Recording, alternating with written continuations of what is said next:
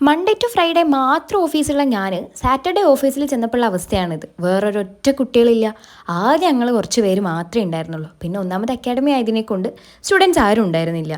ഇപ്പം നിങ്ങൾ ആലോചിച്ച പിന്നെ ശനിയാഴ്ച എന്നോട് പണിക്ക് പോകാൻ ഞങ്ങൾ പറഞ്ഞിനിയൊന്നല്ലേ? അങ്ങനെയല്ല, ശനിയാഴ്ച ഞങ്ങൾക്ക് വേറെ കുറച്ച് പ്ലാൻസ് ഉണ്ടായിരുന്നു. ഞങ്ങൾ ന്യൂ ബാച്ച് ഓൺ ബോർഡ് ആയതിനു ശേഷമുള്ള ട്രീറ്റാണ് ഇന്ന് ഞങ്ങൾ പ്ലാൻ ചെയ്തിട്ടുള്ളത്. അങ്ങനെ എല്ലാവർക്കും എന്തൊക്കെ വേണം എന്നുള്ളതൊക്കെ പ്ലാൻ ചെയ്തിട്ട് എല്ലാവരും വെറൈറ്റി ആയിട്ടുള്ള സാധനങ്ങൾ ഓർഡർ ചെയ്തിട്ട് ഷെയർ ചെയ്ത് കഴിക്കാൻ തീരുമാനിച്ചു.